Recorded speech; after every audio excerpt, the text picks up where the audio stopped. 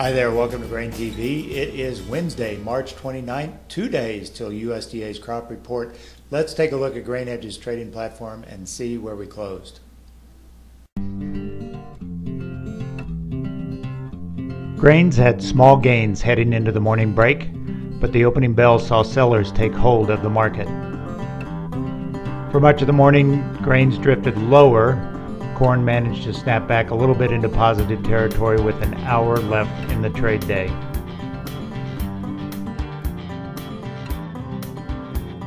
But as we headed into the close, beans retested its daily lows, only able to bounce a few cents higher going into the final minutes of trade. On the close, corn was up 3/4, soybeans were down 3, and wheat managed a 1-cent advance.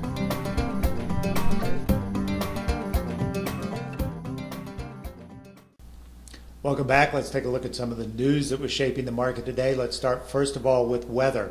The U.S. Southern Plains got a nice drink of water starting yesterday, and the expectation is they'll see more rain in the coming 7-day period.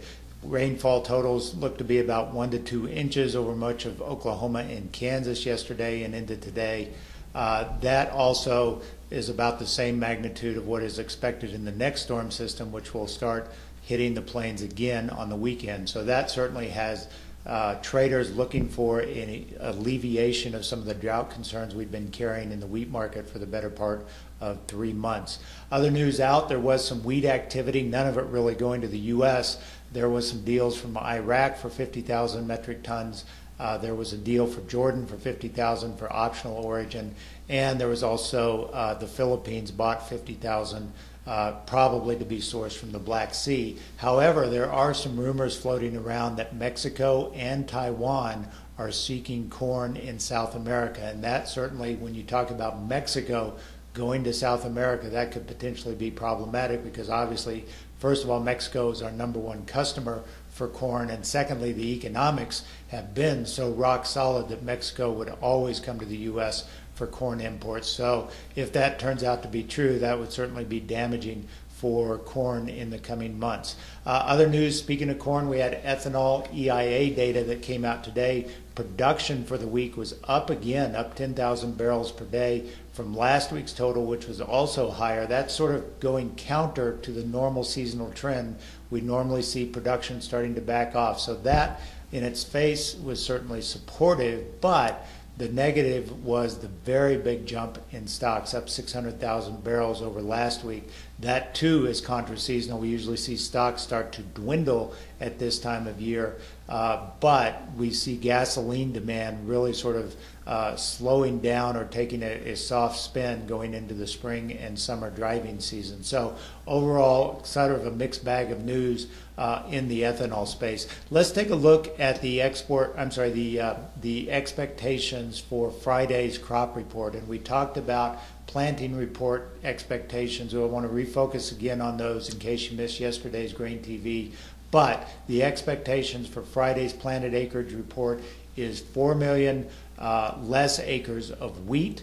There is expected to be 3 million less acres of corn and 5 million more acres of soybeans. Those are the market analyst average expectations going into the report. But I wanted to emphasize that the last 5 years, analysts have had a pretty poor track record when it comes to predicting these USDA reports on planted acreage. Last 5 years on average, we've seen them underestimate the amount of corn that U.S. farmers planted while they have overestimated wheat and soybean plantings. Now, the other thing I want to emphasize here is where the funds sit as we go into these reports. They are lopsided, especially so in wheat. They are exceptionally short. In fact, if you look at the last 12 planting intentions reports going back 12 years and look at where the funds sat in retrospect to the overall market, they are the heaviest short they have ever been percentage-wise of open interest. So that, I think, is somewhat problematic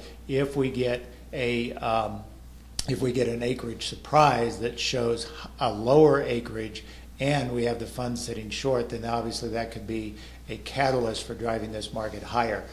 Corn, the funds are a little bit short, and on beans they are a little bit long, so no real strong bias one way or the other on corn and beans by funds going into this report versus wheat.